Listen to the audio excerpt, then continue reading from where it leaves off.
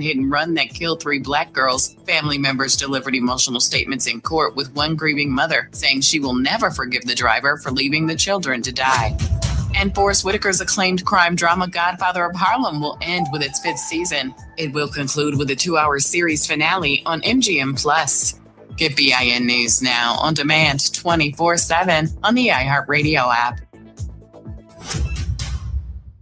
PCH is open. Take the 101 freeway to Canaan Road. Malibu is open for business. Enjoy a scenic drive through the mountains and return to the beautiful beach. A beach day is always a better day. It's open and waiting for you. Sponsored by Recreation Alliance. This is the KBLA Sports Minute with Ray Richardson. The U.S. men's soccer team is in the Sweet 16 of the World Cup for the first time since 2002. They shut out Bosnia 2-0 in Santa Clara to move past the round of 32. The U.S. plays Belgium Monday night in Seattle. The Dodgers are back in town tonight to start a 10-game homestand. They're coming off a 7-2 road trip.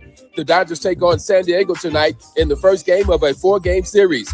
The Padres are 12 games behind the Dodgers in the NL West. The Dodgers still have the best record in Major League Baseball at 56-31. On the first day of free agency in the NBA, the Lakers did not waste any time to rebuild their roster after being kicked to the curb by LeBron. The Lakers made a trade for Utah's 7-foot center Walker Kessler and signed 3 veteran forwards as free agents. As for LeBron, NBA sources claim the 23-year veteran is going to take his time before deciding on his new team. No debates, no speculation, just the info you need. That's your KBLA Sports Minute. I'm Ray Richardson on KBLA Talk 1580. All I need is one mic. With a KBLA Talk 1580 editorial, I'm Tavis Smiley. The headline in the newspaper read, Black leaders join forces to bring Destination Crenshaw toward the finish line. Now, beyond the headline phraseology of toward the finish line, if you actually read the article, it said that Black-owned contractors are now being mobilized, major new financing is being secured, and it is anticipated that construction activities will begin within the next weeks. That statement has more hedges than a Beverly Hills mansion, more hedges than a nervous groom's wedding vows written by a divorce lawyer. But it's funny how progress starts moving once somebody turns on a microphone. 4 weeks of KBLA editorials, and suddenly everyone has found their hard hats. It's amazing what happens when the community starts asking questions out loud, and this is why Black media matters. We don't need more empty promises. We need a finished project. Political accountability to Black fellow citizens means that elected officials and institutions must answer for their actions or inaction in ways that are real, measurable, and consequential when they fail to follow through. I suppose the good news here is that LA City Council President and 8th District Representative Marquise Harris Dawson is now officially on the record. But to be clear, he's also on the clock. Remember now, it is anticipated that construction activities will begin within the next weeks. We shall see. We have exercised our right to free speech, but there are other rights the Black business community can exercise as well. This is a classic example of a public nuisance claim, if ever there was one. Again, we shall see. What I can tell you is that black business owners and Crenshaw community residents have been calling, emailing, and literally showing up in our lobby demanding more and asking how they can sign on to this effort. Put simply, after years of delay, the people have had enough. My big mama put it this way: once a task you have first begun, never finish until it is done. Be the labor great or small, do it well or not at all. Now, I need to put on my hard hat, go outside, and wait for these procrastination Crenshaw construction crews to show up. I'll let you know if and when they do. Trust and believe. With a KBLA Talk 1580 editorial, I'm Tavis Smiley. As always, we welcome your feedback.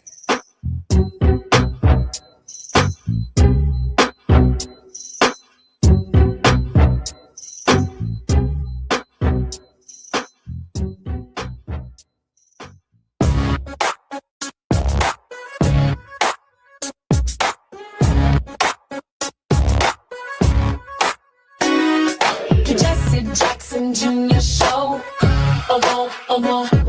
The Jesse Jackson Junior Show.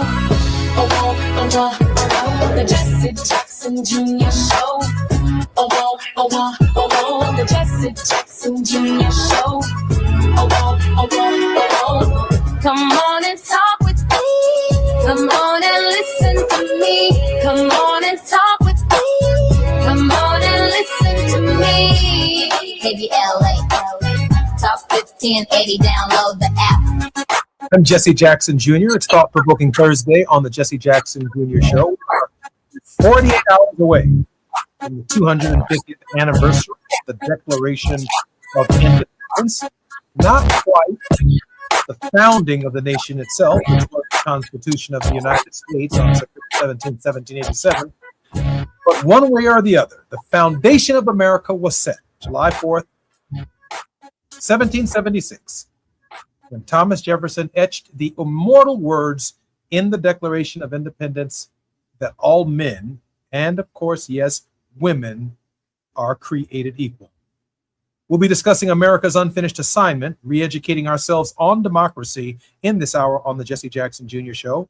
And on Thought Provoking Thursdays, our regular contributor is Atiba, former Deputy Executive Director for the National Black Caucus of State Legislators. He's Strategic Alliance Consultant and President of Party Politics US. He has been leading a national effort to educate people about the importance of engaging in the midterm elections. Atiba, welcome forward to the Jesse Jackson Jr. Show and our conversation with Atiba.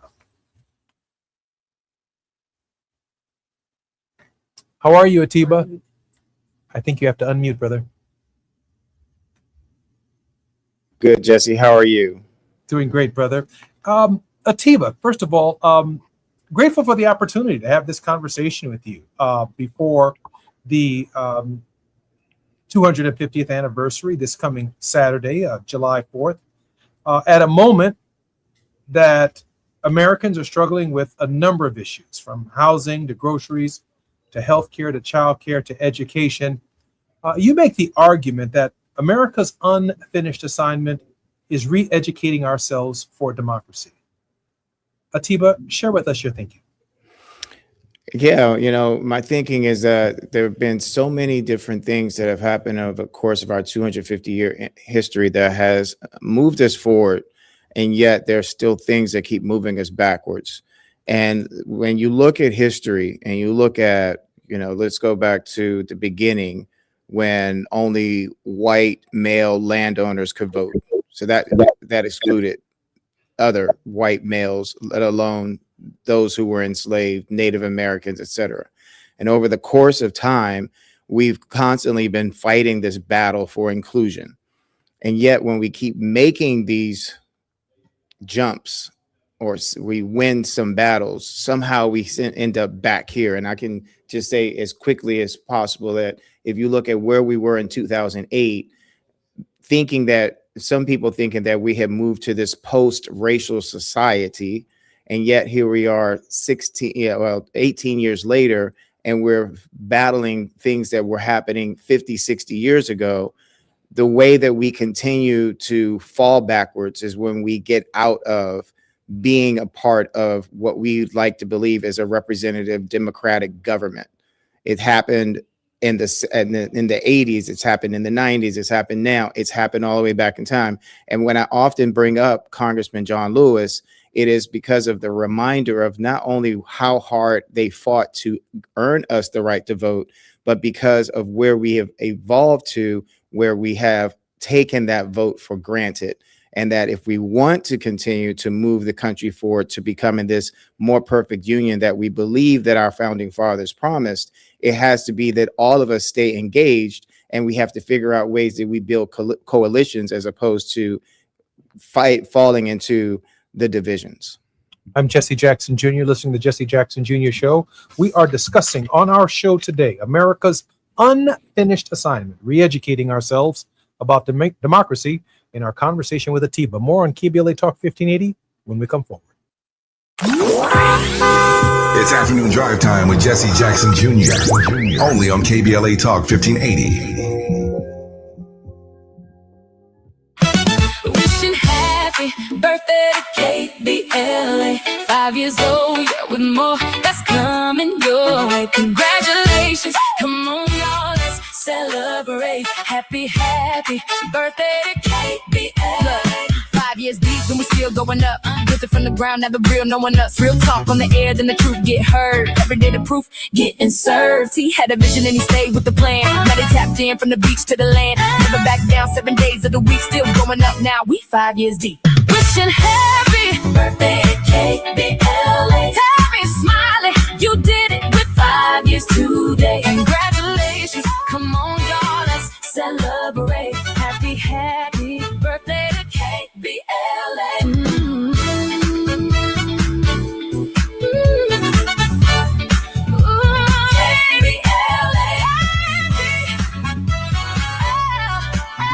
Happy birthday. I love days like these at the pool, but my moderate to severe plaque psoriasis can sometimes take me out of the moment. I'm ready to make a splash with clearer skin thanks to Skyrizi, risankizumab Riza. Skyrizi is a prescription-only injection for adults who are candidates for systemic or phototherapy. At 4 months, most people saw 90% clearer skin when measured from head to toe, and many were even 100% plaque-free. People also saw significant improvement in psoriasis symptoms of pain, redness, itching, and burning. Don't use if allergic to Skyrizi. Serious allergic reactions, increased infections, or lower ability to fight them may occur. Before treatment, get checked for infections and tuberculosis. Tell your doctor about any flu-like symptoms or vaccines. Now there's nothing on my skin thanks to Skyrizi, and that means everything. Ask your doctor about Skyrizi, the #1 dermatologist-prescribed biologic in psoriasis. Visit skyrizi.com or call 1-866-SKY-RIZI to learn more. See website for details. MyFastCash.com is not a lender and does not make credit decisions. Must be 18 years old, not available in all states. The mechanic called. The repair's going to be $750. Oh, we got rent and the car payment. On top of groceries, gas, and other bills. We don't have an extra $750 right now. We could try MyFastCash.com. When short on expenses, you can go to MyFastCash.com and can get money as soon as the next day. MyFastCash.com? Yes, they can connect you to one of the largest lender networks, and you can get a loan even with bad credit. We could be approved for up to $5,000 fast. $5,000? That must be a long process. Nope, approval can happen in just a few minutes right from your phone, and funds could hit our account by tomorrow. If you have a regular source of income and a bank account, you could be approved for up to $5,000, even with bad credit history. And the cash can hit your bank account the next day. Honey, I'm going to MyFastCash.com right now. Thank goodness. If you need extra cash, go to MyFastCash.com. That's MyFastCash.com. MyFastCash.com. Loan availability, approval, and funding times vary. Terms apply. Now back to more of Jesse Jackson Jr. on KBLA Talk 1580. The Jesse Jackson Jr. Show. The Jesse Jackson Jr. Show. The Jesse Jackson Jr. Show. The Jesse Jackson Jr. Show. King Quality drops the beat. Come on and talk with me. Come on and listen to the beat. Come on and talk with me. Come on and listen to the beat. KBLA Talk 1580. Download the app.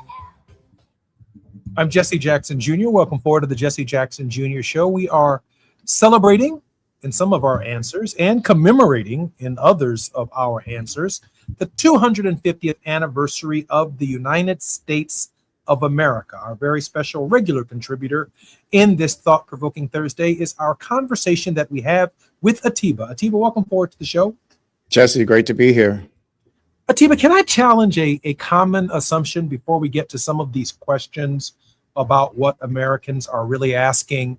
I'm not so sure that the founding fathers are responsible for the establishment of a democracy.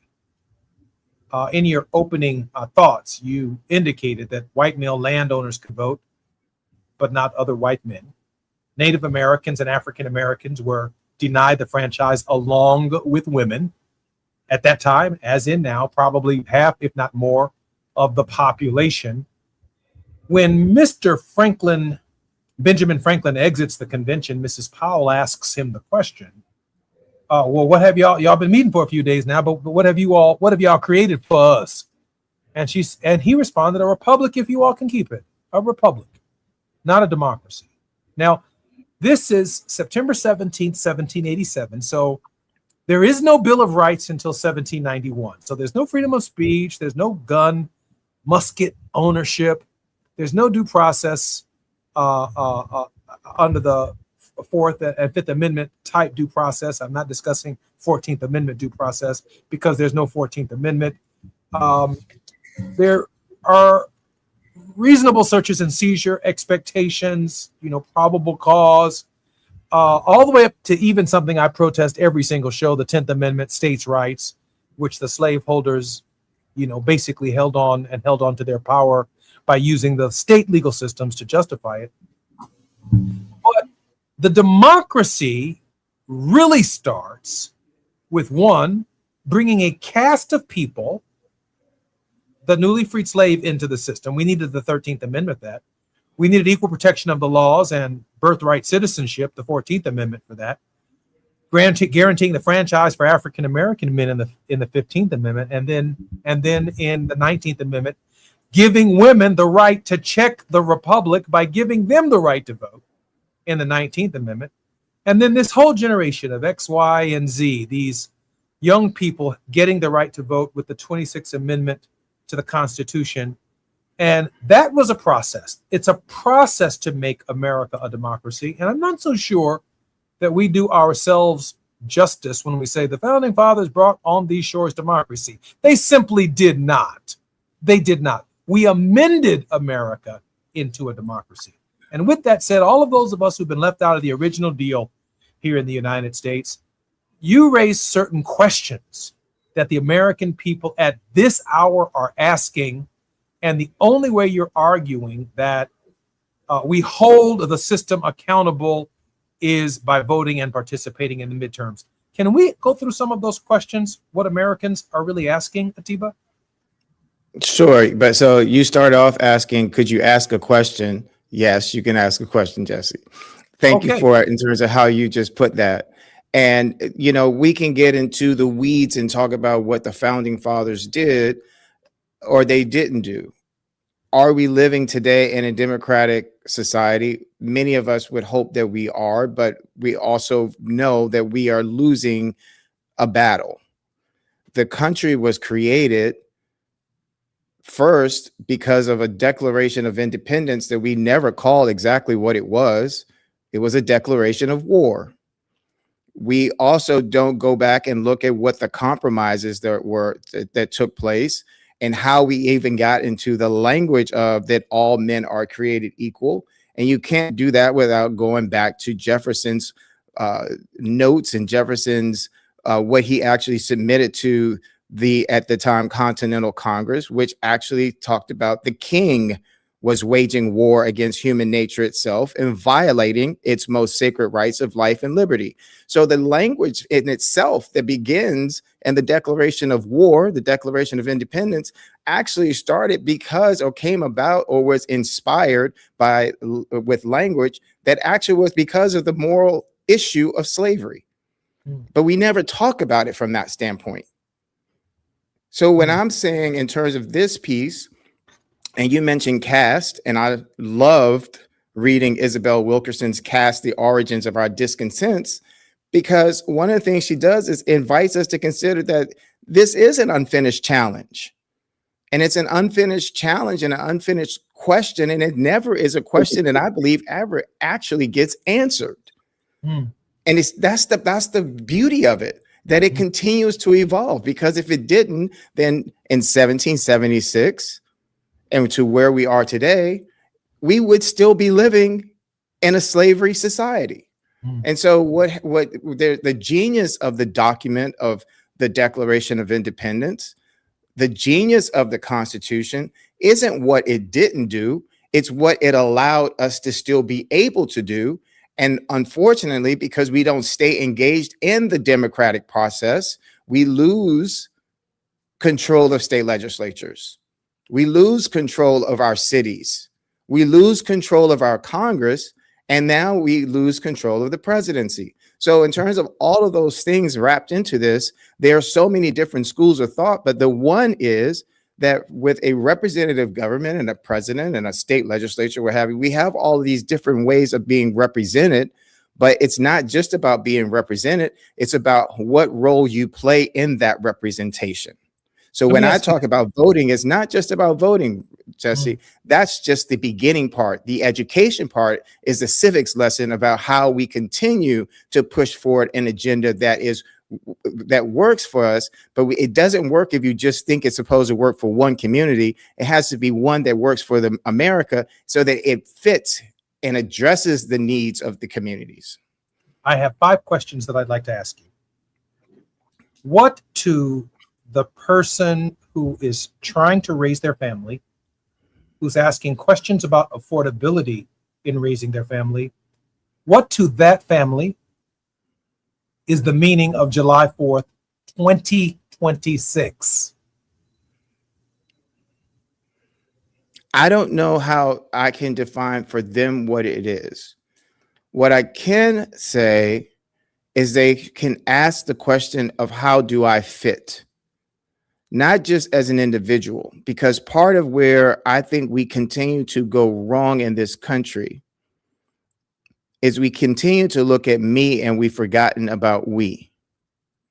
We becomes an issue when 9/11 happens. We becomes an issue when we are attacked as a nation. But within our internal internal struggles or battles, becomes we're fighting every day. We're fighting amongst each other. And we're literally fighting for an idea of apple pie. And the fight that we find ourselves embroiled in often is that the pie never reaches us. We're just fighting over the crumbs. That's what I think the family that is trying to figure out how they're going to pay their groceries, how they're going to do these other things, can be asking themselves, because it's not a white, black, brown or issue. It is a poor or rich issue. And what is under attack today, if you go back to the previous administration that came up with a language that I thought was brilliant, Build Back Better after COVID, the one in which it was a battle for the soul of America, we got so caught up and entrenched in the ideas of like my rights and not about my pocket. And that's where I think is a big issue today. I want to ask the 5 questions with complete transparency that you sent me. Here's number 2. What does the meaning of July 4th, 2026 mean to a person who's asking themselves the question, can I buy a home? Many people can't. And so the question then becomes, well, what and how do we change that so that I can? The farmer who is in middle America, who is struggling to keep his farm or her farm afloat, is no different than the woman or the man in an urban center who is going to work every day trying to keep their home. More than likely, a person in an urban area may be of African descent, and the one in middle America may be of European descent. Same issue, affordability. So what is July 4th to them? It's the same. It's the same thing. Is America really helping, or is my disengagement or not being involved in this process and recognizing that my issues are similar to your issues part of the grand solution to how we make America work for us? A third question. What is the meaning of the 4th of July in 2026 for the person who is fearful and raising the questions about access to health care? How are they looking at this July 4th, Atiba? I hope that they're looking at how some of the decisions in past elections led to there being elected officials who are in position to make sure that they have affordable health care, who have made decisions that have caused their health care premiums and health care costs to rise. There's an accountability in there. There's an accountability to those There has to officials. be. Yeah, that's interesting. That's interesting. Will my children have more opportunities than I did? Meaning that in the 61 years that I've enjoyed July 4ths, and my son is 22, my daughter is 25, I certainly get the impression, Atiba, that they don't see, and I certainly don't see, that their lives are going to be a better improvement than mine own. My son said to me the other day, he happens to be in town, so this house right here is my inheritance, huh? I said, wait a minute. I said, wait a minute. I'm still here. I'm still alive. Why are you referring to my home as your inheritance? Of course, it's his inheritance. But given the nature, I think the point that you're making here, given the nature of the economy on July 4th, 2026, we are turning to our parents, essentially asking them, when are y'all getting out of here so I can start to live? I was kind of offended when my son did that. Atiba, what does July 4th mean to a college graduate who is who's struggling to find a home when their parents actually own homes? Jesse, I remember when I was probably around your son's age, and I remember hearing the debates that were going on in Congress under President Clinton about the deficit. And the argument was, we can't kick the can down the road because it's going to affect the next generation. Well, the truth is we did kick the can down the road, and now we've caught up to the can, and the next generation is not going to be better off than our generation or the generations before. And that definitely, I think, is a factor in what's taking place in some of these upsets that are taking place around the country. Last question before we come forward. Are our children asking the question, can they retire with dignity on July 4th, 2026? Or are all of us, Atiba, asking the same question, can I retire with dignity? Which means, therefore, it was lost even before we had our children, this question of dignity and retirement. I think you and I might be thinking about retirement, but I think that the generation that you're talking about is really just trying to figure out how to survive. I think that's very insightful. I'm Jesse Jackson Jr. You're listening to the Jesse Jackson Jr. Show on KBLA Talk 1580. When we come forward, we're going to be talking about labels dividing us and dividing the people. Atiba makes the argument that we need to move beyond labels and see people as people on July 4th, 2026. I'm Jesse Jackson Jr. You're listening to the Jesse Jackson Jr. Show. We're in conversation with Atiba. Looking forward to continuing our conversation when we come forward. It's afternoon drive time with Jesse Jackson Jr. Only on KBLA Talk 1580.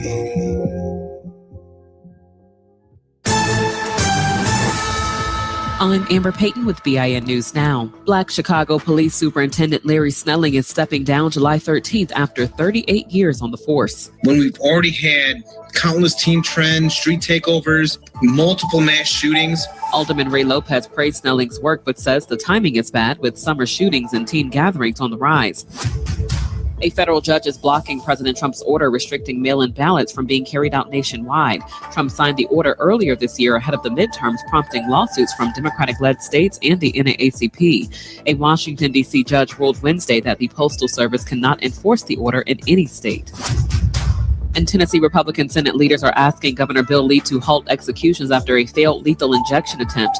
Prison staff were unable to execute Tony Carruthers, who was black, on May 21st, prompting Lee to call it off and grant a one-year reprieve. Get BIN News Now on demand 24/7 on the iHeartRadio app. PCH is open. Take the 101 freeway to Canaan Road. Malibu is open for business. Enjoy a scenic drive through the mountains and return to the beautiful beach. A beach day is always a better day. It's open and waiting for you. Sponsored by Recreation Alliance. This is the KBLA Sports Minute with Ray Richardson. The U.S. men's soccer team is in the Sweet 16 of the World Cup for the first time since 2002.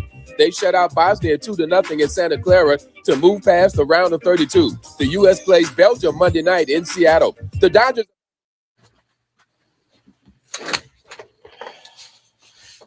Just give me a heads up when you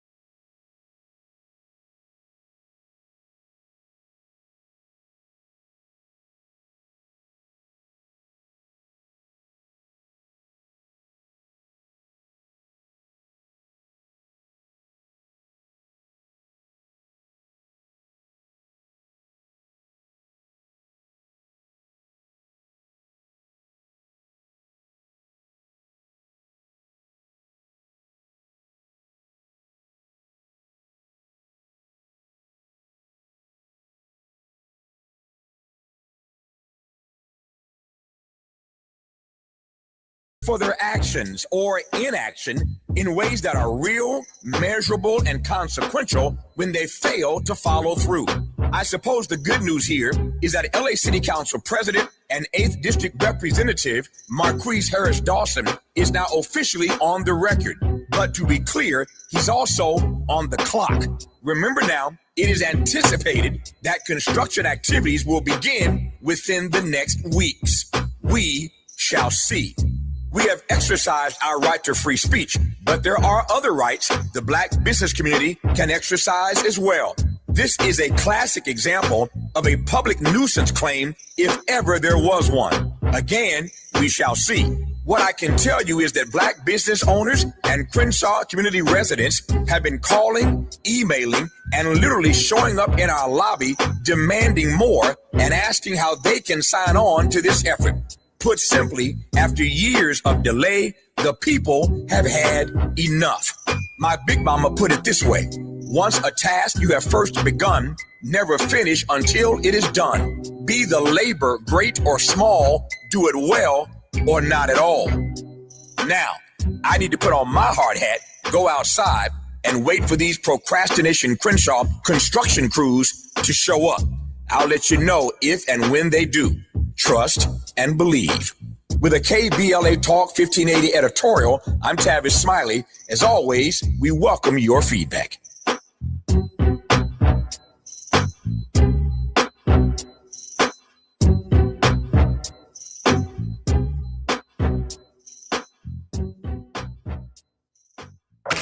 You're listening to Jesse Jackson Jr. on KBLA Talk 1580. The Jesse Jackson Jr. Show. The Jesse Jackson Jr. Show. The Jesse Jackson Jr. Show. The Jesse Jackson Jr. Show. King Volley, drop the beat. Come on and talk with me. Come on and listen to me. Come on and talk with me. Come on and listen to me. KBLA Talk 1580. I'm Jesse Jackson Jr. You're listening to the J Lunch Club on Thought Provoking Thursday. In the next hour, we will be in the World House with preeminent Martin Luther King Jr. scholar, Dr. Johnny Mack.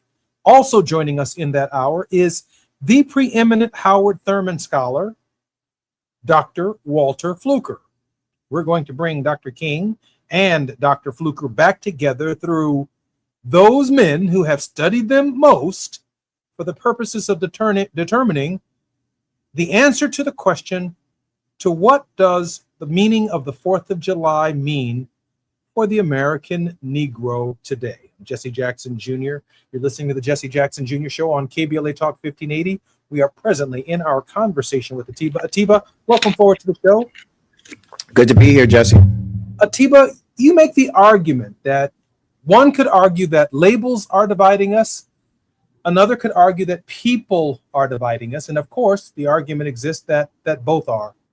Atiba, the language you use shapes the world that we build. Can you explain to our listeners what you're trying to say to us? I guess the question is also, are we still defining people by categories instead of our common humanity? Interesting. And, you know, I feel that if we look at it from that standpoint, then the labels are, you know, we use in this country, progressive, conservative, liberal. We categorize ourselves by the colors that we see on our skin that don't even really reflect our colors of our skin, but they reflect the way that the system categorizes us. And I think that those things are hurting us, particularly in this country. When labels become more important than people, you argue that democracy suffers. I remember being on Capitol Hill, and I was always referred to as a liberal Democrat, and I almost always corrected people. I'm Jesse Jackson Jr. Don't call me something. What is that? You're putting me over here with Jerry Nadler. You're putting me over here with Nancy Pelosi. I smoke cigars with Henry Hyde. It takes two wings to fly this plane. He represents the right wing. I represent the left wing, but it takes two wings to get us where we're going. So I work with Henry Hyde. I work with some fairly conservative people in the Congress to get some things done for my constituents on the south side of Chicago. Are labels, from your perspective, Atiba, truly that limiting? And I pushed back on it, but I'm suggesting to you that many of our people and many people in our country don't push back on the labels. Yeah, I think it hurts us. I understand the need. There's a human need to feel part of something. Part of it, everyone's looking for their tribe. I look at life like that God made us in nations and tribes for us to get to know one another. So if I'm just comfortable with my tribe and I'm not getting to know another tribe, then I don't know if I'm helping humanity. Maybe I'm comfortable here, but I don't know if that necessarily helps. And that's what we have in America is we have a lot of different tribes. Ironically, that the first people that we know that we recognize here were Native Americans who had tribes. And we've done the same thing. We've created these different tribes and we're fighting each other. And what I said earlier about the apple pie, we're literally fighting for crumbs when the pie is being taken by a minority of people who don't have a label, unless you want to call them billionaires, and some people use oligarchs or what have you. But again, it's pitting us against one another. So I think part of our unfinished assignment is redefining what it means, not just to be an American, but what it means to be a human being and to live and to coexist. I mean, here's a question. What happens when one tribe has a doctrine to conquer other tribes and take what they have as their own? Well, that's why tribes fight. And sometimes fighting is necessary. I'm not here to say that we don't fight. What I'm saying is, how do we fight with some sense of purpose to try to show that, hey, there's a better way, as opposed to saying there's only my way? Because I think that's really where we keep going, where people are saying, oh, well, I'm against this woke culture. Why do I want to be asleep? Because, I love this thing that Muhammad Ali used to say, if you want to see your dream come true, and people talk about the American dream, isn't that what the 4th of July really was about, this dream of what America could look like? He said, wake up. And, I think that being awoke, in my opinion, is about how we're recognizing that our divisions continue to pull us in a deeper abyss of despair in this country, and that we have not found, and this goes back to, because I still believe, though we had Reconstruction, this country has never truly rectified the ills of its past, of how it robbed the nation of Native Americans, how it kidnapped people who were just chilling in Africa. When I say chilling, I mean they were minding their own business, or women who were and still are fighting for a decent wage. Ultimately, when you ask the question, and I know in a previous show from Frederick Douglass, the question, what to the slave is the 4th of July, I beg to say that all of us have become enslaved by a system that has hoodwinked us into believing that we are free, and we're not free, because we're enslaved by a culture of want of me, and not one that is empowering us and opening us up to recognize that the feeling we had, the majority of Americans had in November of 2008, was not because me voted for Barack Obama. We voted for Barack Obama across sections of ethnicity and politics and sexual orientation, etc. I'm Jesse Jackson Jr., listening to the Jesse Jackson Jr. Show on KBLA Talk 1580. We are in conversation with Atiba. More when we come forward on the 250th anniversary of America, right here at KBLA Talk 1580. While you're stuck in traffic, we can at least bring you up to speed on the news of the day. You're listening to Jesse Jackson Jr. only on KBLA Talk 1580.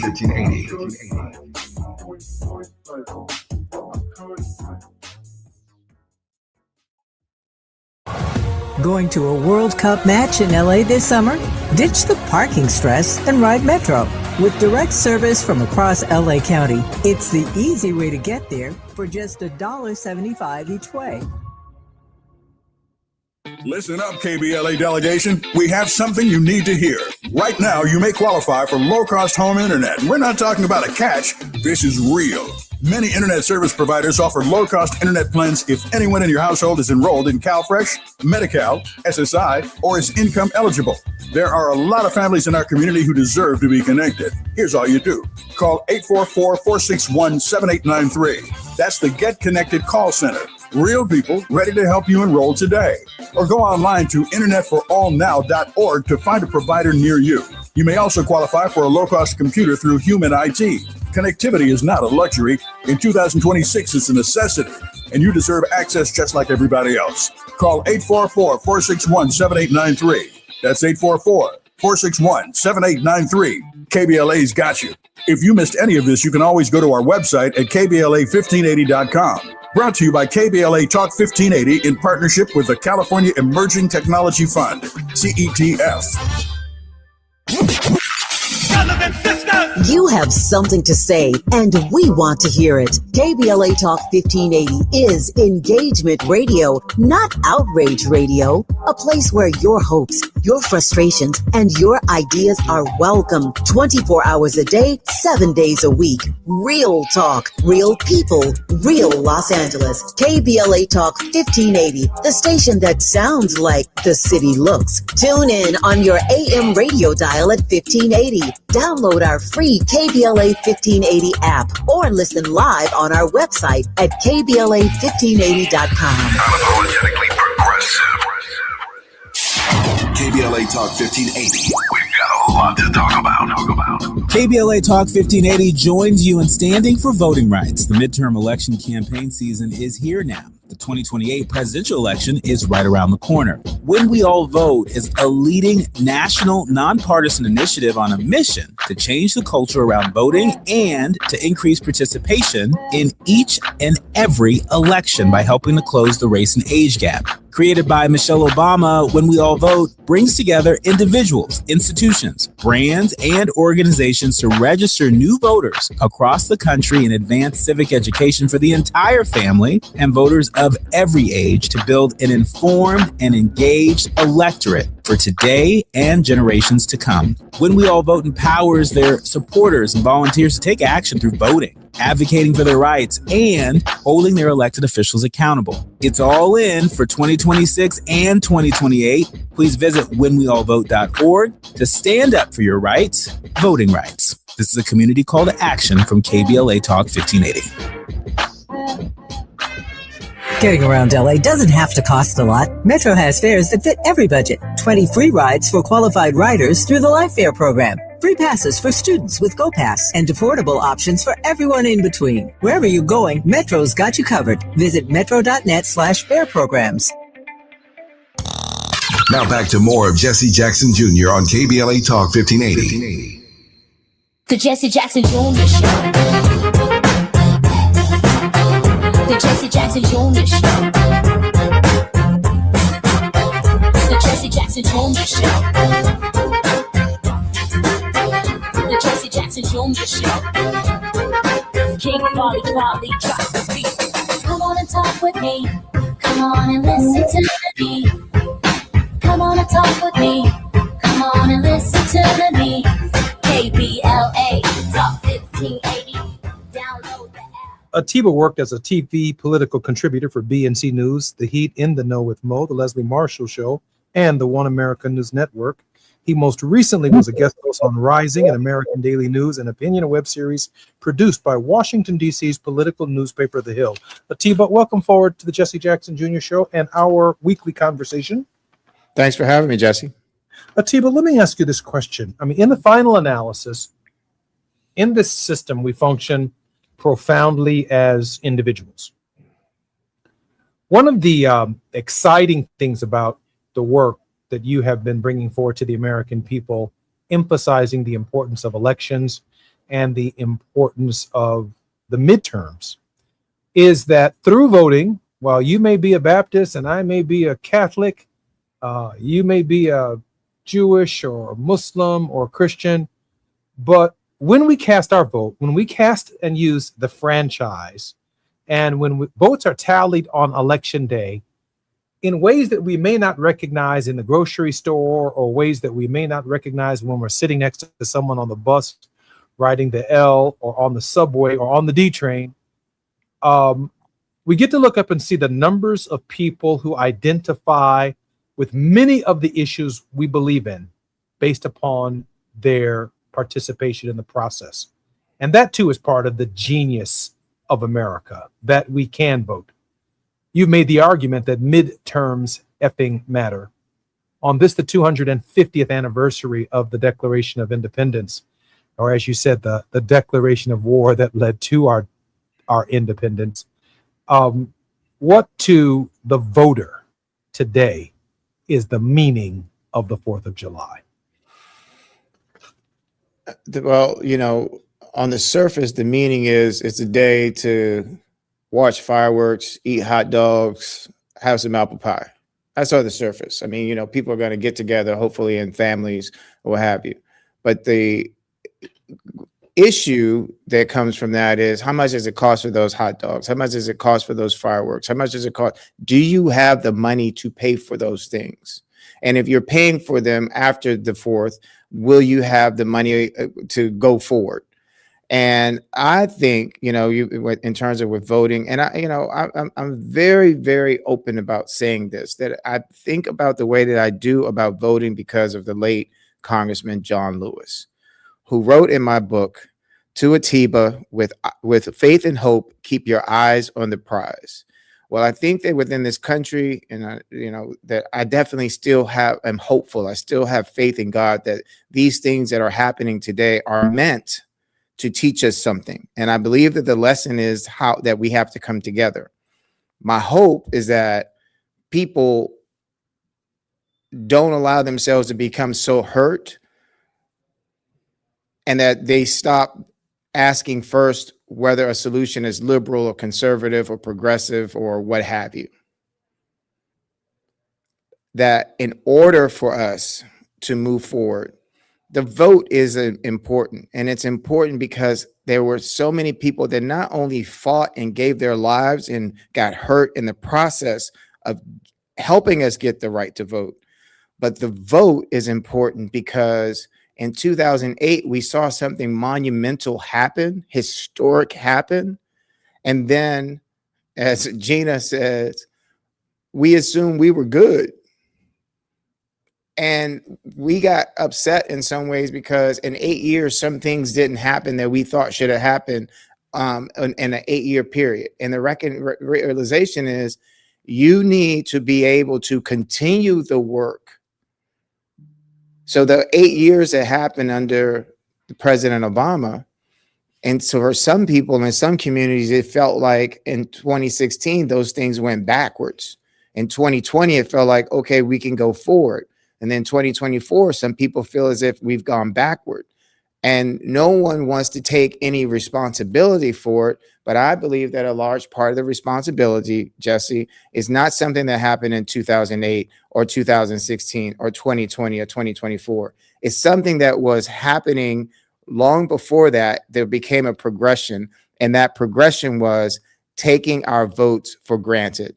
Ourselves, as well as elected officials who made us as voters feel disenchanted, that felt that we were sending people to office, but they weren't making our lives better. And I think that's particularly profound at this hour. So there is this accountability factor in your approach and your thinking about this July 4th being unlike any other that we've ever experienced. I think that when I'm looking back at history and I'm looking at the 60s and I'm looking at Freedom Summer and I'm looking at the Freedom Rides and I'm looking at the March on Washington and civil rights legislation being passed, of people being killed, I'm looking, and I'm unfortunate, and it hurts me to say that this summer feels like history rhyming, maybe not repeating itself, but rhyming. and that this may be our last chance to come together, and we may not have this chance for a long time. And I don't like to talk about things in this kind of a way. I want to be more optimistic, and my optimism is, and my hope is that when we use a term like midterms effing matter, we're using it to shock. We're using it because it is, we want you to believe that I have the audacity to wear this across my chest. I have the audacity to believe that I still have an opportunity to affect a positive movement within this country. But the recognition is also, I can't do it by myself. And that's the e pluribus unum part of July 4th, that we, through many, we become one. And that sense of oneness has somehow disappeared going into this July 4th celebration. The idea that we all start out from different places. My dad would say it this way, that some of us came over as pilgrims, some of us came over on slave ships, but we're all in the same boat right now. We're all on the same ship right now, the great ship America. And which way she goes, how she blows, how she tilts, how she leans, how she turns is a factor in our own thinking and who we are and what we want to become. Atiba, we have about 2 minutes before we come forward. Your final thoughts, a word of hope on this July 4th. Yeah, I'm going to start this off today with a quote, something that my great grandmother used to always say. And it was, it's a good thing to remember, but a better thing to do. Always hang with the construction gang and not the wrecking crew. And I think that today we've got to recognize and think, like, are the ways that we've been going forward that have not shown us the progress that we want, do we need to divorce ourselves from that and figure out a better way to think outside the box, to think and recognize that the images that we saw of men and women of different races marching together, arm in arm, not just in terms of Selma, not just in terms of Washington, but in terms of Minnesota, that is what we've seen and where we have come. Have we honestly gone too far to turn back now? I believe we'd have. I believe, though, that in terms of not turning back, we do need to glance back and recognize that others have been where we are today and they got out of it. And the way that they got out of it was figuring out how to not just push up against the system, but to figure out how to appeal to other people's hearts. And part of that appeal, sometimes it's language, sometimes it's action, sometimes it's both. And I think that overall, I would love to see on the days leading up to November 3rd, that we see our churches and our communities coming together and marching, but not marching just to say we shall overcome, but marching together, arm in arm, to go and vote. Thank you, Brother Atiba. I appreciate you so much. Happy 4th of July to you. Happy 4th to you too, Jesse.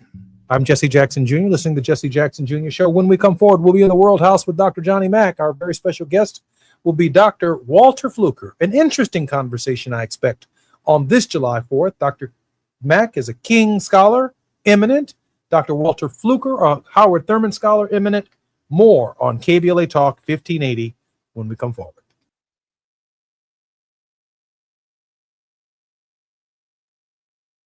KBLA 1580 Santa Monica. I'm Amber Payton with BIN News Now. Black Chicago Police Superintendent Larry Snelling is stepping down July 13th after 38 years on the force. When we've already had countless teen trends, street takeovers, multiple mass shootings. Alderman Ray Lopez praised Snelling's work, but says the timing is bad with summer shootings and teen gatherings on the rise. A federal judge is blocking President Trump's order restricting mail-in ballots from being carried out nationwide. Trump signed the order earlier this year ahead of the midterms, prompting lawsuits from Democratic-led states and the NAACP. A Washington, D.C. judge ruled Wednesday that the Postal Service cannot enforce the order in any state. And Tennessee Republican Senate leaders are asking Governor Bill Lee to halt executions after a failed lethal injection attempt. Prison staff were unable to execute Tony Carruthers, who was black, on May 21st, prompting Lee to call it off and grant a one-year reprieve. Get BIN News Now on demand 24/7 on the iHeartRadio app. PCH is open. Take the 101 freeway to Canaan Road. Malibu is open for business. Enjoy a scenic drive through the mountains and return to the beautiful beach. A beach day is always a better day. It's open and waiting for you. Sponsored by Recreation Alliance. This is the KBLA Sports Minute with Ray Richardson. The U.S. men's soccer team is in the Sweet 16 of the World Cup for the first time since 2002. They shut out Bosnia 2-0 in Santa Clara to move past the round of 32. The U.S. plays Belgium Monday night in Seattle. The Dodgers are back in town tonight to start a 10-game homestand. They're coming off a 7-2 road trip. The Dodgers take on San Diego tonight in the first game of a 4-game series. The Padres are 12 games behind the Dodgers in the NL West. The Dodgers still have the best record in Major League Baseball at 56-31. On the first day of free agency in the NBA, the Lakers did not waste any time to rebuild their roster after being kicked to the curb by LeBron. The Lakers made a trade for Utah's 7-foot center Walker Kessler and signed 3 veteran forwards as free agents. As for LeBron, NBA sources claim the 23-year veteran is going to take his time before deciding on his new team. No debates, no speculation, just the info you need. That's your KBLA Sports Minute. I'm Ray Richardson on KBLA Talk 1580.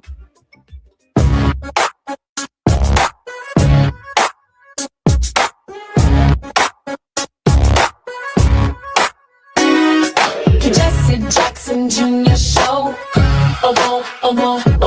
The Jesse Jackson Jr. Show. The Jesse Jackson Jr. Show. The Jesse Jackson Jr. Show. Come on and talk with me. Come on and listen to me. Come on and talk with me. Come on and listen to me. KBLA Talk 1580. Download the app.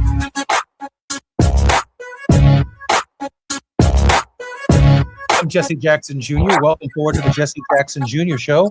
On this, the 250th anniversary of the founding of the Republic, we're in the World House with Dr. Johnny Mack, and in this hour, we're also going to have a very special guest, Dr. Walter Fluker. But first, the introduction of Johnny Mack.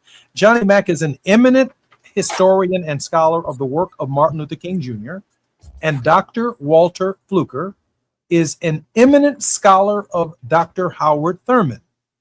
Dr. Thurman, Martin Luther King Jr. argued, was one of the most thoughtful mystics in the Christian faith, and Martin Luther King Jr. relied heavily upon his work. It is reported, maybe even mythologized, that Dr. King kept a copy of Jesus and the Disinherited on his person at all times, written by the late Dr. Howard Thurman. Johnny Mack is a social entrepreneur, scholar practitioner with expertise in the subject areas of peace, conflict, and social change and movements. He's traveled extensively throughout the Americas, Africa, Asia, Europe, and the Middle East, working in the fields of peace, development, conflict, nonviolent social change. Dr. Mack's seminal work, After Confrontation, Then What?, challenges the putative logic of nonviolent social change, theory, and practice. Particularly, he rearticulates nonviolence beyond the traditional understanding of nonviolent struggle as principally nonviolent resistance. His research includes extensive study of Martin Luther King Jr.'s logic of nonviolence and the U.S. Civil Rights Movement. Dr. Walter Fluker, who I'm also going to take this opportunity to introduce, is the founder of Walter Earl Fluker and Associates, a distinguished academic and leadership expert with notable positions across various institutions.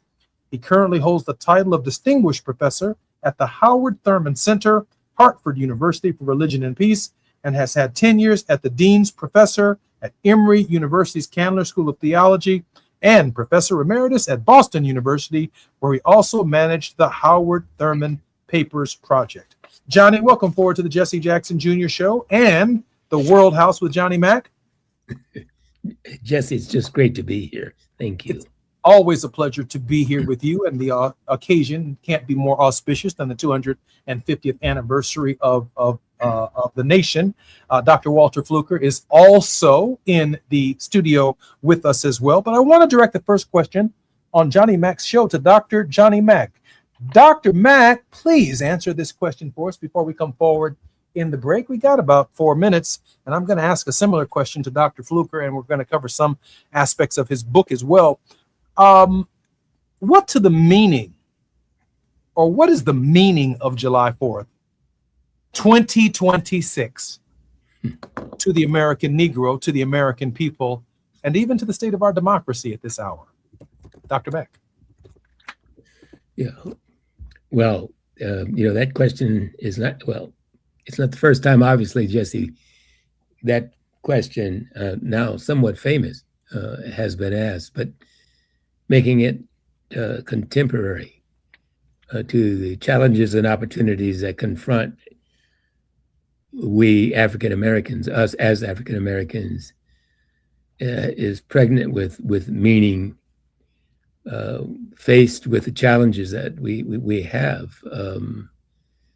It's an existential question, Jesse, about our very presence in these United States, what our presence means, what our existence means, how we come to understand ourselves, how we come to understand our community, and how we come to understand our place within this republic, is what this question means to, I think, African Americans. I think it also has to do with how we see our future and how our children and our children's children will see their future and realize their future. And so I think the question is so important today. It is not merely a rhetorical question. Again, it's a very existential question. And I'm not sure, Jesse, that it's a question that any one of us can answer. I think it is a question that we must all answer. And so maybe even a broader question is, how do we come together to forge an answer to the question? Because the way we answer the question then determines how we move forward. It determines how we organize ourselves and position ourselves to be responsive to the very real, tangible exigencies of life that we are confronted with, whether they're employment or development or education or health or even our own culture. So without clearly understanding what framework we will need as a people, Jesse, as a people, my good friend Walter, good to see you there. Wonderful. How we think about the framing of that answer and collectively work to answer it is really important. Dr. Fluker, I think we have 3 minutes before we come forward. Would you like to take the shot at what the meaning of July 4th is to the American Negro in 2026 on July 4th? Thank you, Jesse, for allowing me to be a part of this conversation with the very distinguished and lovable Dr. Johnny Mack, and I'm glad to be here. I'll make this simple for you, and I hope you will allow me to do a little reading from the book later, given the time constraints. But I wrote a book, and my answer to the question is the title of the book. I think we need to wake up running. And we need to wake up running as we build democratic space at the crossings. And I often say at the crossings of madness and hope, and because that is precisely where we are.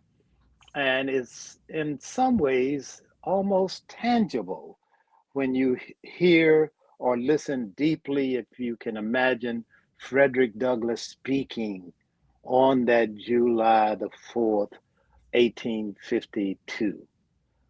What then is the meaning of the 4th of July to us? There's an immeasurable distance, he says.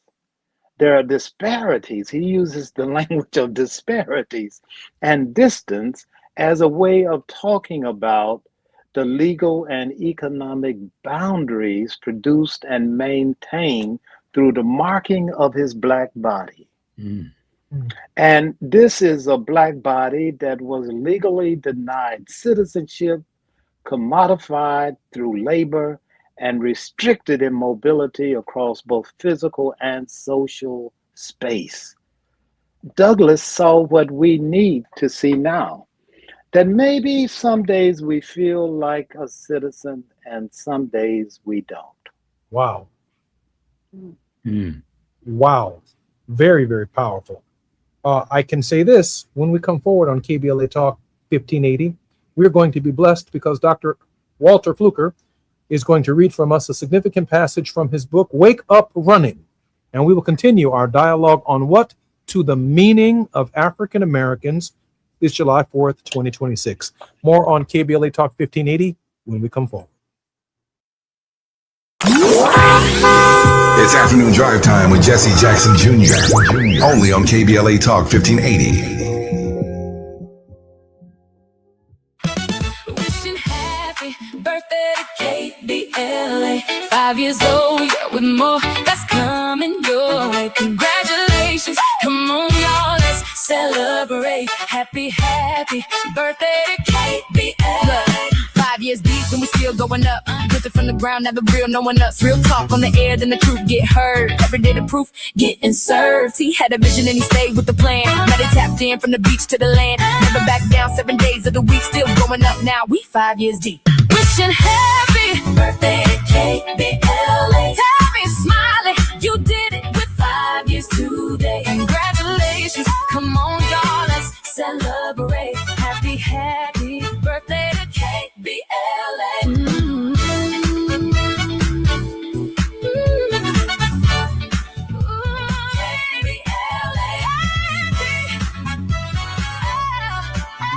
Happy birthday. I love days like these at the pool, but my moderate to severe plaque psoriasis can sometimes take me out of the moment. I'm ready to make a splash with clearer skin thanks to Skyrizi, risankizumab Riza. Skyrizi is a prescription-only injection for adults who are candidates for systemic or phototherapy. At 4 months, most people saw 90% clearer skin when measured from head to toe, and many were even 100% plaque-free. People also saw significant improvement in psoriasis symptoms of pain, redness, itching, and burning. Don't use if allergic to Skyrizi. Serious allergic reactions, increased infections, or lower ability to fight them may occur. Before treatment, get checked for infections and tuberculosis. Tell your doctor about any flu-like symptoms or vaccines. Now there's nothing on my skin thanks to Skyrizi, and that means everything. Ask your doctor about Skyrizi, the #1 dermatologist-prescribed biologic in psoriasis. Visit skyrizi.com or call 1-866-SKY-RIZI to learn more.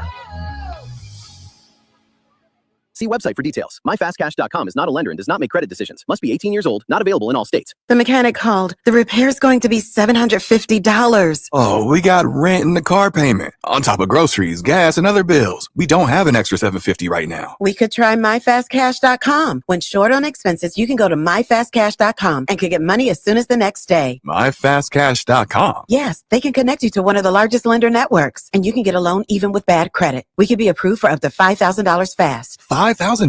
That must be a long process. Nope, approval can happen in just a few minutes right from your phone, and funds could hit our account by tomorrow. If you have a regular source of income and a bank account, you could be approved for up to $5,000, even with bad credit history. And the cash can hit your bank account the next day. Honey, I'm going to myfastcash.com right now. Thank goodness. If you need extra cash, go to myfastcash.com. That's myfastcash.com. Myfastcash.com. Loan availability, approval, and funding times vary. Terms apply. Now back to more of Jesse Jackson Jr. on KBLA Talk 1580. The Jesse Jackson Jr. Show. The Jesse Jackson Jr. Show. The Jesse Jackson Jr. Show. The Jesse Jackson Jr. Show. King Wally drops the beat. Come on and talk with me. Come on and listen to me. Come on and talk with me. Come on and listen to me. KBLA Talk 1580. Download the app.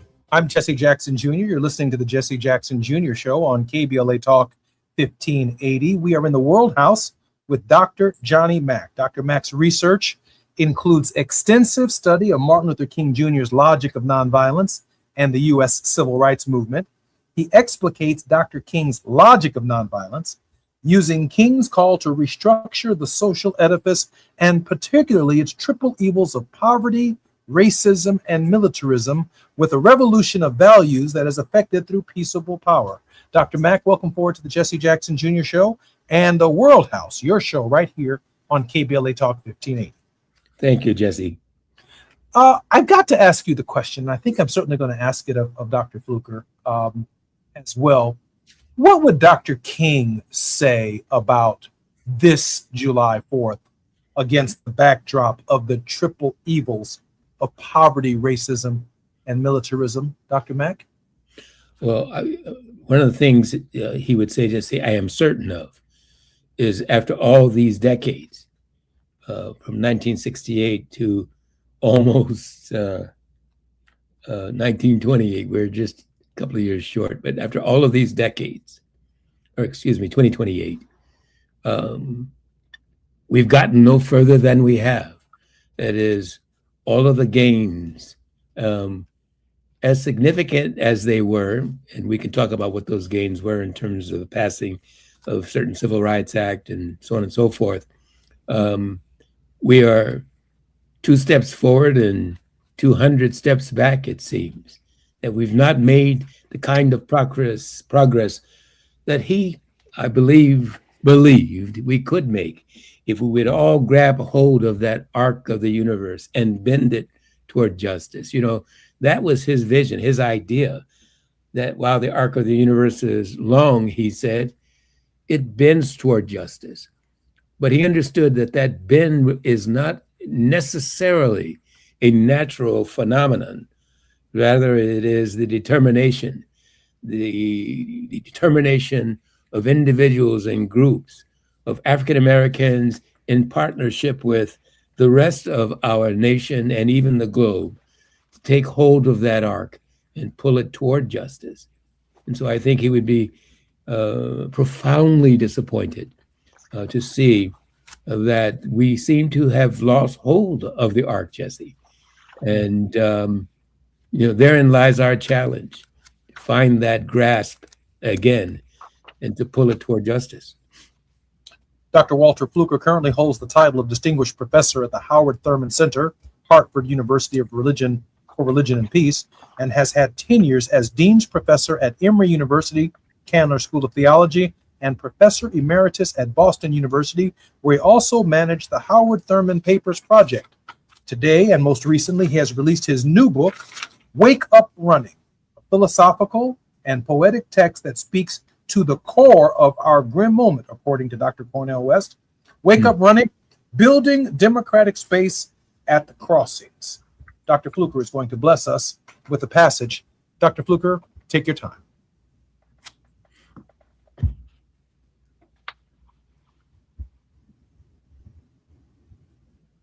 Dr. Fluker? I don't know if Dr. Fluker can actually hear us.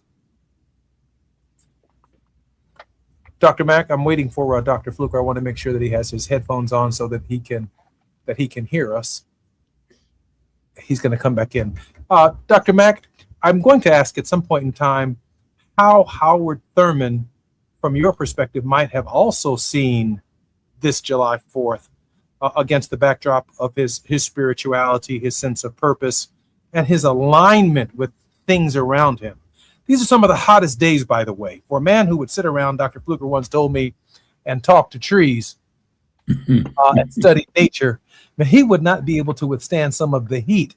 In this moment, I'm clearly not talking about the politics, but the consequences of racism, militarism, and poverty are also impacting our physical environment, Dr. Mack. Yes.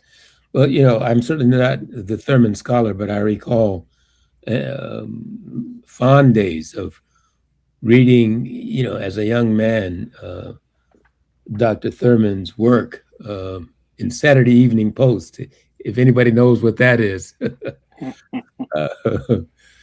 He's a wonderful scholar, a wonderful human being, who his book, Jesus and the Disinherited, I think everyone should have a copy, as King did, and carry it with them everywhere they go, as it is asserted that King did. It's a wonderful book. It's a human book written in such a humane way on how we can understand ourselves and our relationship to others.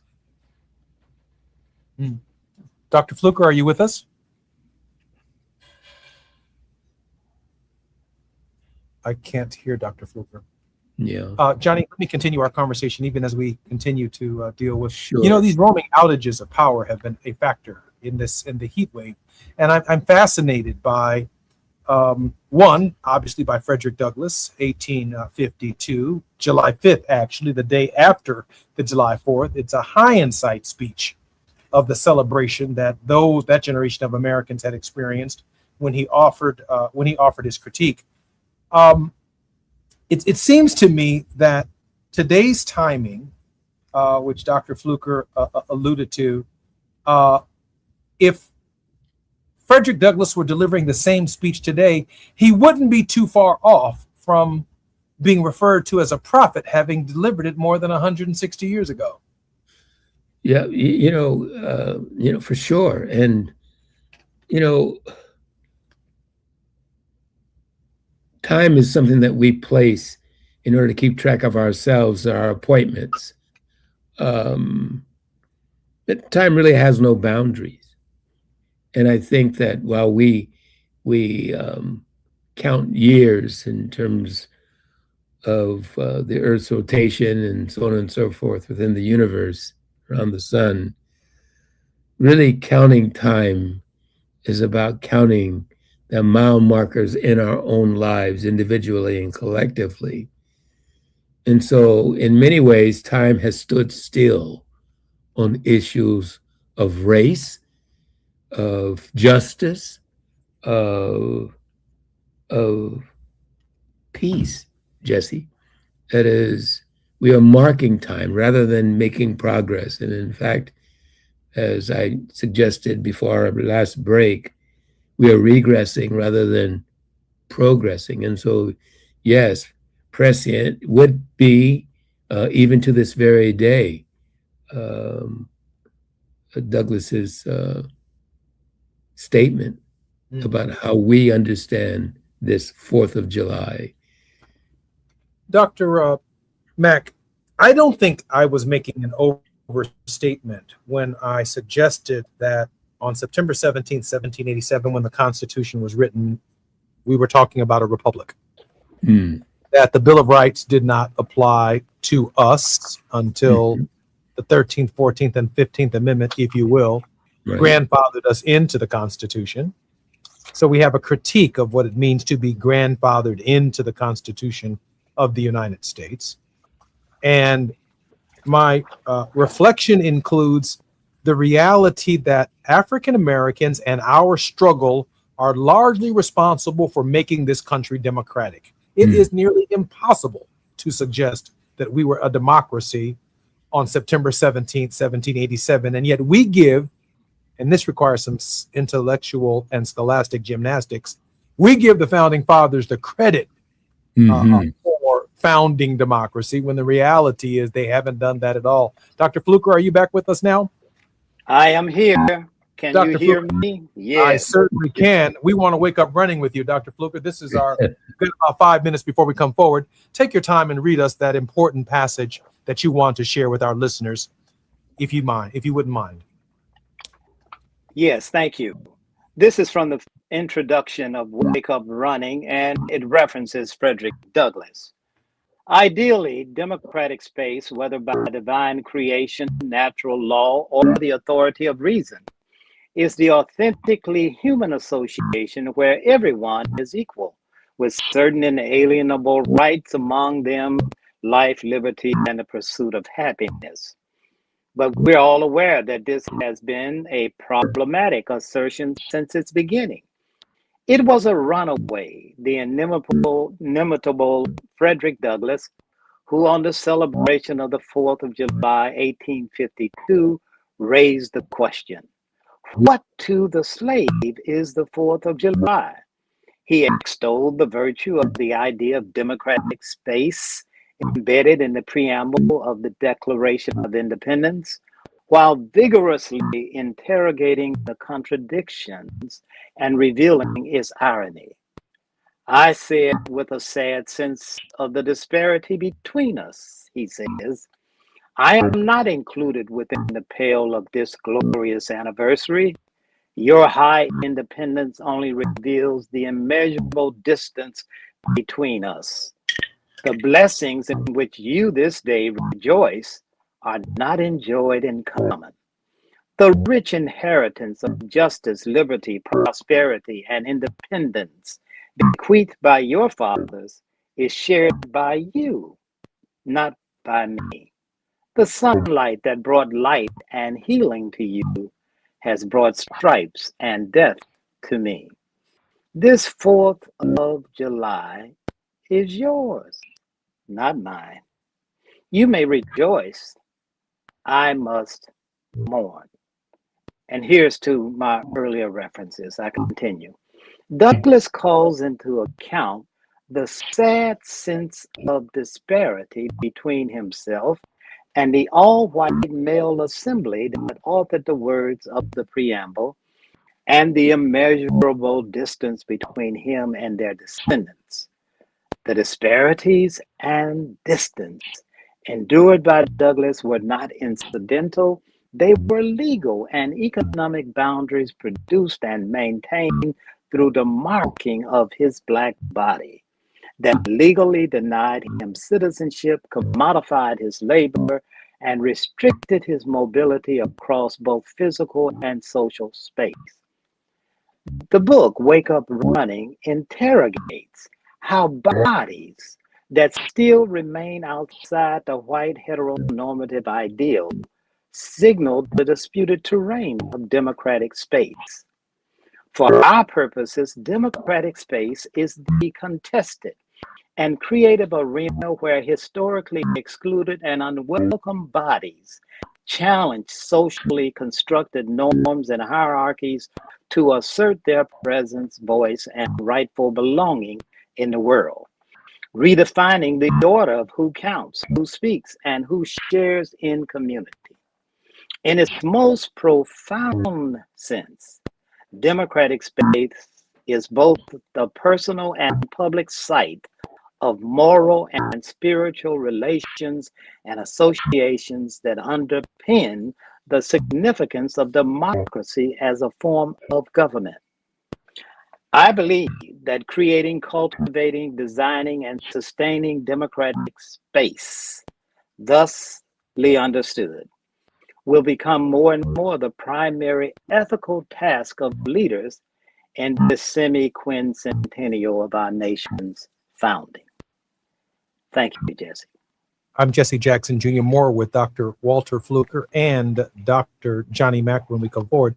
But I do want to share with you that the profundity of Dr. Fluker's book, that we must wake up running, building democratic space at the crossroads, has been a burden that has fallen on us as a people and our struggle in ways that Americans and immigrants and others who inherited, by virtue of immigration, democratic space, the struggle to make the union more perfect and to make the nation more democratic has fallen firmly upon the task of the Negro. I'm Jesse Jackson Jr. You're listening to the Jesse Jackson Jr. Show on KBLA Talk 1580. More when we come forward with Dr. Walter Fluker and Dr. Johnny Mack.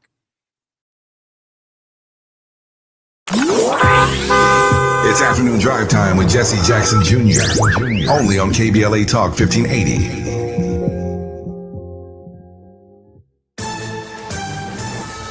I'm Amber Payton with BIN News Now. President Trump says he still plans to give a lengthy 4th of July speech on the National Mall despite extreme heat in Washington, D.C. And I'm going to go and I'm going to make a really long speech just to show that I can do anything.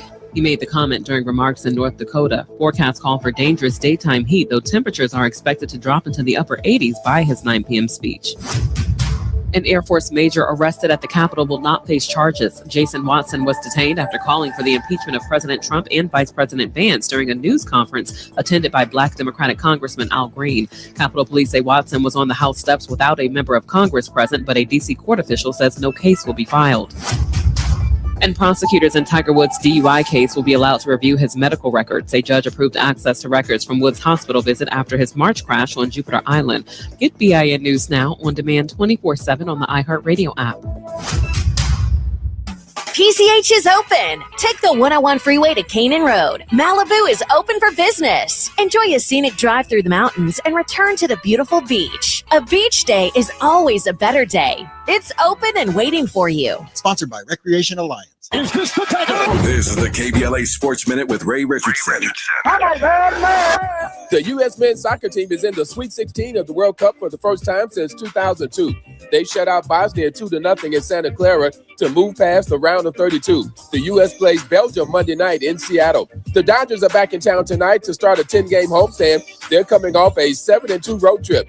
The Dodgers take on San Diego tonight in the first game of a 4-game series.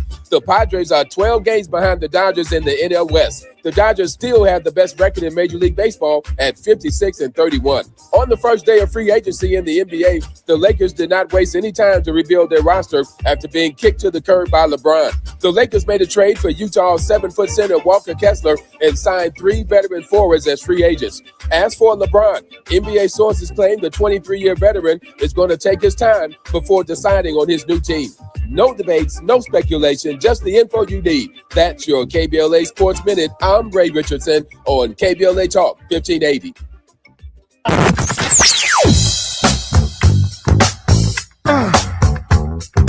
This is KBLA Talk 1580. Talk radio.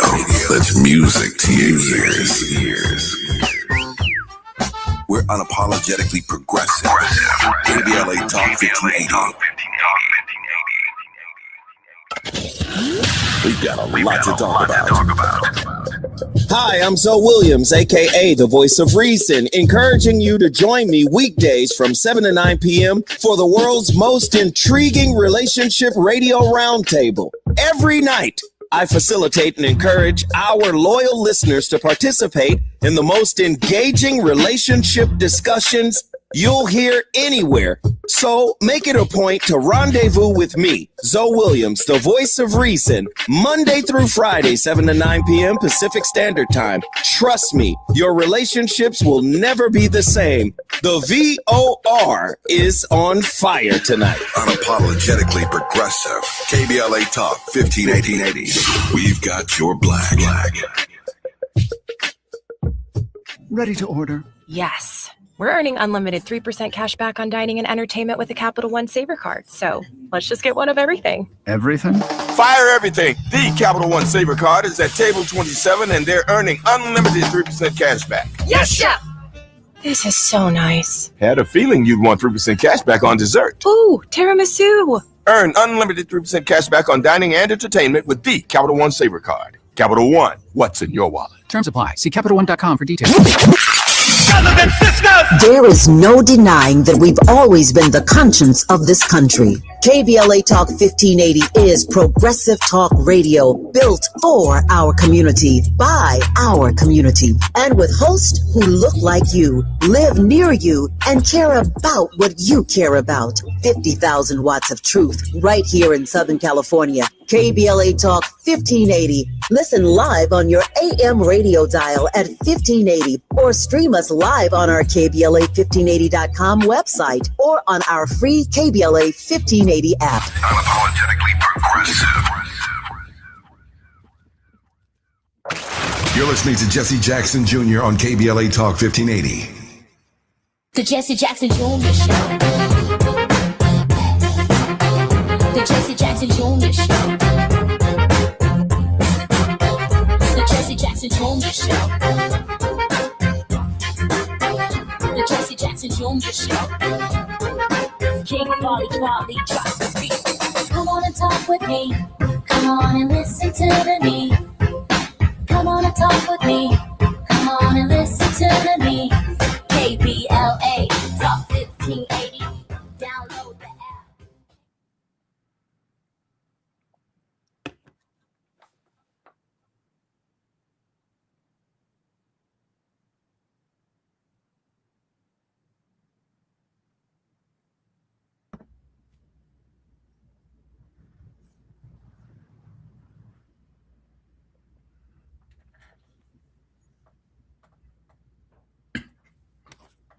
Walter, I think we don't have Jesse's mic on. I'm Jesse Jackson Jr. Welcome forward. Thank you, Johnny, to the Jesse Jackson Jr. Show on KBLA Talk of 1580. We're in the World House with Dr. Johnny Mack, and our very special guest in this hour has been none other than Dr. Walter Fluker, eminent Howard Thurman scholar. Dr. Fluker was just reading a passage from the introduction to his book, Wake Up Running, Building Democratic Space at the Crossroads. And I think it's particularly important and maybe apropos that this question of democratic space, which was profoundly challenged by the court, Dr. Fluker, this week, the fact that we were even listening to a conversation about equal protection of the laws at the Supreme Court with a decision, I believe it was 5-4, on the question of birthright citizenship. Of course, in the same section of the 14th Amendment is the Equal Protection Clause. If we can weaken birthright citizenship, we can certainly weaken the Equal Protection Clause of the Constitution. And in a previous break, Dr. Fluker, I asked Dr. Mack specifically, what did he think Dr. King might say about the meaning of July 4th in 2026 against the backdrop of our nation's history? And I'd like to ask you the question. What would Dr. Thurman say about the meaning of July 4th, 2026? In this time, in this space, and its significance and meaning. Dr. Fluker?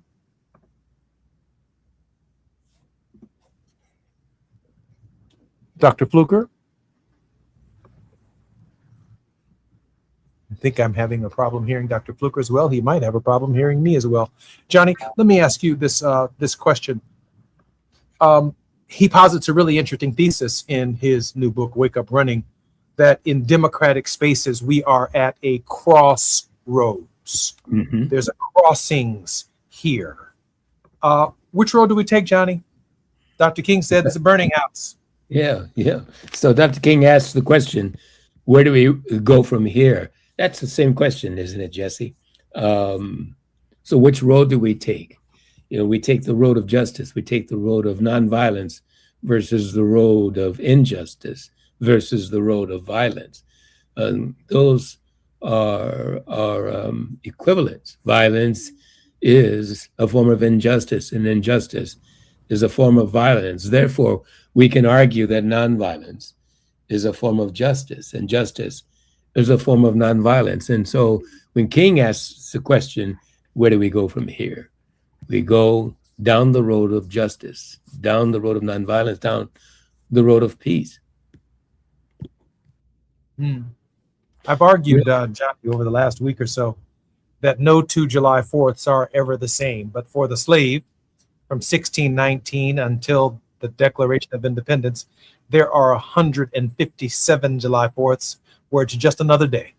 Then from the Declaration of Independence to the Battle at Gettysburg, July 1st through July 3rd, 1863, 87 more July 4ths, just another day, until, of course, Lincoln comes there and says 407 years ago, 87 years. In the past, the nation was founded as they had set forth this principle that all men are created equal. And from Gettysburg to the present, not a single July 4th has been the same, even though the first 157 and 87 and a half all were the same. Every July 4th has been different. Every July 4th has been different. This is the first July 4th in my lifetime where there's actually a conversation in the nation about going backwards to some July 4ths in the past. You can pick and choose the date that you'd like to identify as part of that reflection. But even when Martin Luther King Jr. delivered the I Have a Dream speech in 1963 on August 28th, 1 month after that July 4th, by July 4th, 1964, we were looking at a different America as the nation was discussing civil rights for all, ultimately in 65, Voting Rights Act for all. Every July 4th from that day forward has been different because we engaged the struggle. Johnny? Yeah. That raises the question, what are we doing right and what are we doing wrong? And that harkens me back or takes me back to Dr. Fluker's book, Wake Up Running, and the idea of building democratic space. And what does he mean by building democratic space, and who builds it?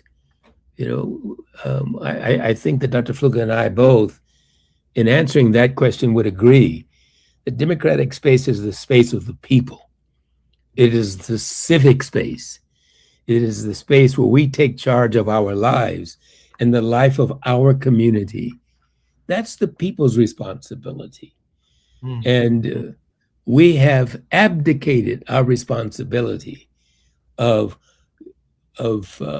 ensuring that space is ours, protecting that space and using it to create the kind of society that we want, the kind of society conducive for the development and realization of our children's potential and their children's potential, and so on and so forth. I think we may have Dr. Fluker with us. I think we do. Dr. Fluker, we were seeking some responses to you from this question of what does it mean to build democratic space at the crossings? I take the crossings also to mean the crossroads. The crossings are those places of ambivalence, contingency, where we stand at a space where we're not sure of the future, yet we have a long-standing tradition, as you know, of not being able to see the future, but going on anyhow. And building at these crossings, for me, in the book, and I think for all of us, means first beginning with our bodies. Johnny mentioned our agency. We choose. We're free. According to Jean-Paul Sartre, we're condemned to be free. There's no way around our freedom. It's given. But to exercise that freedom, I think, begins first with putting our bodies on the line. And one of the biggest challenges I think we have in this 250th anniversary is the challenge, not just for African Americans, but because we are African Americans, yes, and we're African people, yes, but not just us. It's for those of us who have no part. I play with this theme throughout the book. Those of us who have no part, who have no say-so, who have been erased, who are rendered voiceless. Nonetheless, we speak with our bodies. And what that looks like is certainly gathering. I have a long line of C's that I play with in the book, but for our conversation, it means congregating, coming together, gathering, binding one another with an oath that we will build new bridges to new futures, no matter what it takes. That's the inheritance from our ancestors. And I think it begins in very simple places. It begins, as Johnny suggested, in civil society. I cannot imagine what it would mean to think about government and business as the only entities that define democracy. Democracy, I think, begins with civil society. Those institutions that we most value, family, church, synagogue, mosque, the press, and so on. It's no accident to me, therefore, that Project 2025 has done its most destructive work with civil society institutions. Therefore, Jesse, I think waking up and running means to run back to some things that we know already, that we can build our families, we can build our communities, but it will take a new generation of leaders who are spiritually disciplined, intellectually astute, and morally anchored. We cannot chase the same carrot that has given us the very problem that we're facing. I love capitalism when it works for me, but capitalism is on the table right now. I think we know this from a number of the recent elections across the country. And I don't think we need to have a superficial analysis of capitalism, but we need to experiment with other ways of being in community and moving beyond competitiveness. It's a major challenge for Black leadership, always has been. And I think you inherited a legacy yourself, Jesse, of someone who was willing to put it all on the line. This is my body, which is broken for you. That's what I'm suggesting. I'm Jesse Jackson Jr. You're listening to the Jesse Jackson Jr. Show on KBLA Talk 1580. Dr. Johnny Mack, Dr. Walter Fluker are our very special guest. One more segment, 250th anniversary of the nation. Stay with us.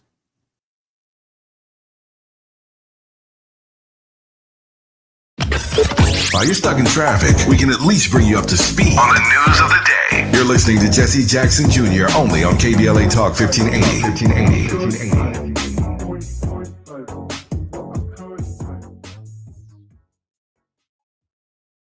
And the match is about to begin.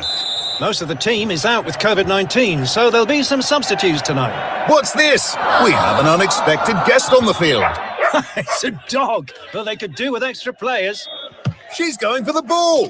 Are front paws hands or feet?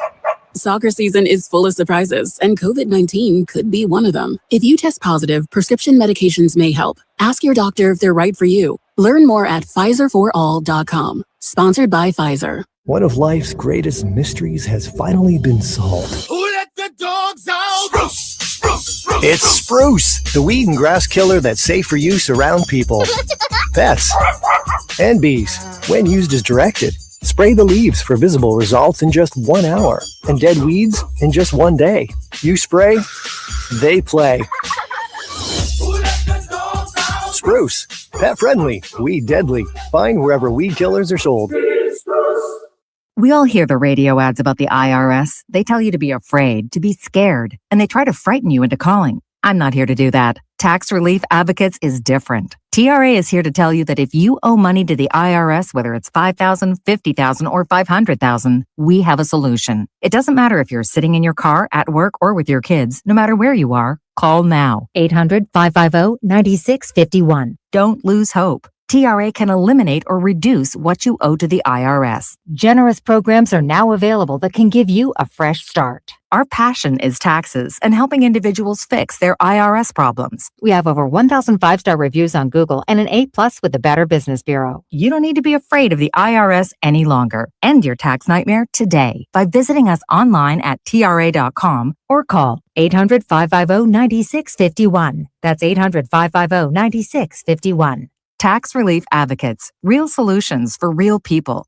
KBLA Talk 1580. We've got a lot to talk about. Tired of being locked out of job opportunities and shut down by systemic racism? KBLA Talk 1580 stands with you in fighting for the rights of Black workers, and we don't black down. The Los Angeles Black Workers Center is a dynamic alliance of workers, organized labor, community-based organizations, clergy, students, and scholars working collectively to improve the position of the Black working class. The LA Black Workers Center takes a comprehensive approach to addressing the Black jobs crisis. Their programs promote access to quality jobs, racial equity in hiring and retention, discrimination-free job sites, and they prepare Black workers for employment in high-wage career track jobs. The LA Black Workers Center supports workers who need help protecting their rights on the job. They give workers access to quality jobs and remove systemic barriers to employment. And they are advocating for a fair deal for Black workers in the new Los Angeles City Charter. To sign up for free career readiness training, get involved in organizing, or learn about union apprenticeship programs and trade registries, please visit lablackworkercenter.org. That's lablackworkercenter.org. Together, we can beat the Black jobs crisis and build a more equitable Los Angeles. This is a community call to action from KBLA Talk 1580.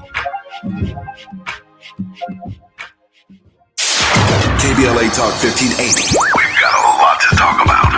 KBLA Talk 1580, connecting you with services and solutions. At the heart of the Al Wooten Center's mission for good citizenship and academic excellence is a desire to ensure that every student avoids the kind of lifestyle and overcomes the kinds of challenges that led to the murder of Al Wooten Jr. In 1990, founder Myrtle Faye Rumpf opened the center in honor of her son's life. In 2026, they are serving more than 300 students in grades 3 through 12 annually online and on site at their youth center and other sites in the South LA area. The Al Wooten Jr. Youth Center takes a neighborhood approach to the revitalization and empowerment of the community in crisis. The Wooten Center provides free after-school and summer programs to help students in grades 3 through 12 attain grade-level proficiency and promotion, high school graduation, and college and career access and success. The Al Wooten Center focuses on academics, STEM, the arts, and so much more. Join them for an enriching experience that sparks creativity and nurtures young minds. Tap in at WootenCenter.org. That's WootenCenter.org. This is a community call to action from KBLA Talk 1580. My mom has decided to learn to paint, and she's good. My dad's now into creative cuisine, and I've already put on 6 pounds. Learning new things comes with age. My mom, she started forgetting my name and what we're talking about. Forgetting well-known things doesn't. Memory loss may be a sign of Alzheimer's disease. Early detection gives you and your loved one time to plan for the future. Learn the warning signs of Alzheimer's at 10signs.org. Brought to you by the Alzheimer's Association and the Ad Council. Now back to more of Jesse Jackson Jr. on KBLA Talk 1580. The Jesse Jackson Jr. Show. The Jesse Jackson Jr. Show. The Jesse Jackson Jr. Show. The Jesse Jackson Jr. Show. King Wally drops the beat. Come on and talk with me. Come on and listen to me. Come on and talk with me. Come on and listen to me. KBLA Talk 1580. Download the app. I'm Jesse Jackson Jr. Welcome forward to the Jesse Jackson Jr. Show on KBLA Talk 1580. We're in the World House with Dr. Johnny Mack and, of course, Dr. Walter Fluker, whose new book, Wake Up Running, is at Amazon.com. And I would encourage all of our listeners to go to Amazon. Walter Earl Fluker, Wake Up Running, eminent historian of the work of Dr. Howard Thurman, has a new book called Wake Up Running, Building Democratic Space at the Crossroads. And I'm so grateful that both Dr. Mack and Dr. Fluker are our very special guests in this hour. Dr. Fluker, this is our final hour. And I do have one question I'd like to ask of you and of Dr. Mack. And that is this. Against the backdrop of ancient Egyptian civilization, which existed between 3150 BC and 330 AD, and the ancient Greek civilization, which existed against the backdrop of this timeline, 800 BC to 146 AD, and against the backdrop of ancient Roman Empire from 753 BC to 400 AD, America is a relatively young civilization, 250 years, against the backdrop of civilizations that existed for millennia. Let me first start with you, Dr. Mack. And I think it is the question that Dr. King raised. Is America going to make it?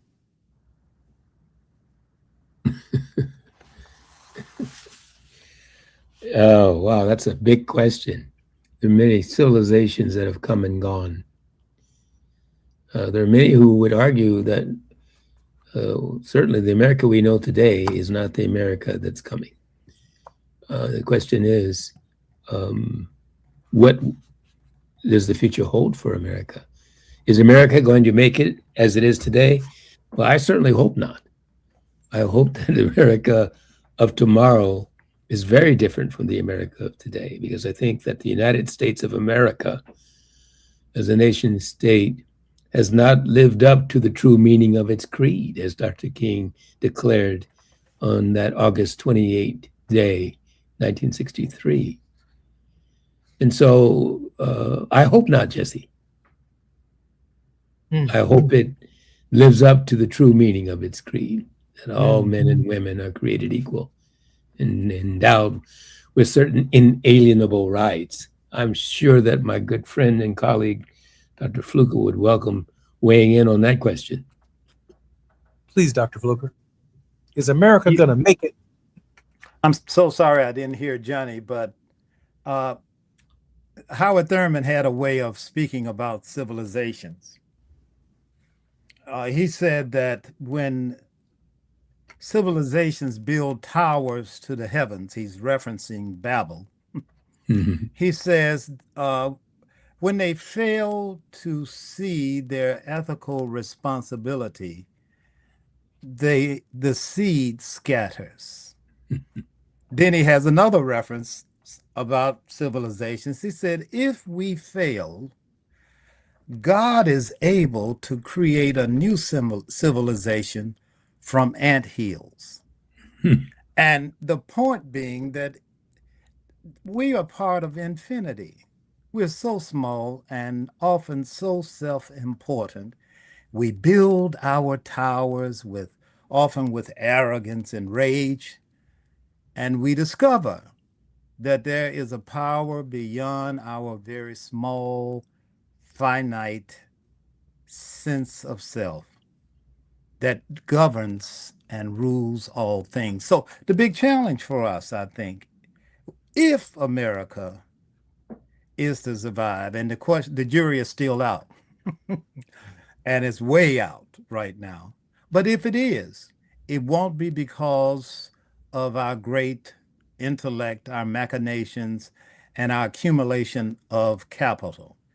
It will be because we create a new generation, as I said earlier, of leaders who are spiritually disciplined, intellectually astute, and morally anchored.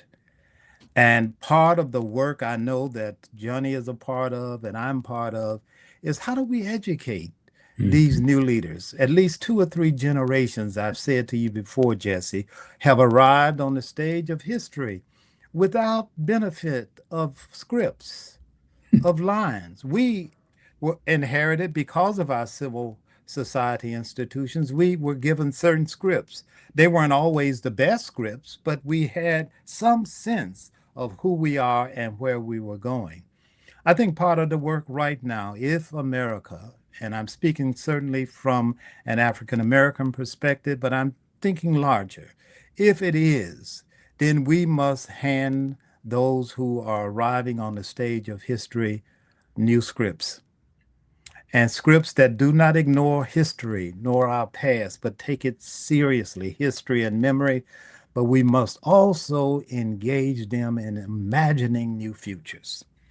Futures where we dare to be a part of a global conversation, a diaspora that is linked way beyond what we think in terms of primeval past, but diasporas that are sprouting up everywhere. Those are the seeds I think Thurman was talking about. They scatter, and part of our work is to scatter and find new places that we call home.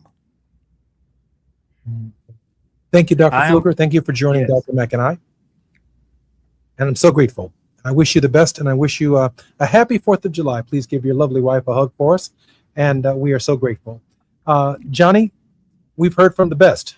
Dr. Walter Fluker has provided context for which we celebrate and that which we think and that which we seek to achieve here on the World House. Johnny, let me also wish you a happy 4th of July.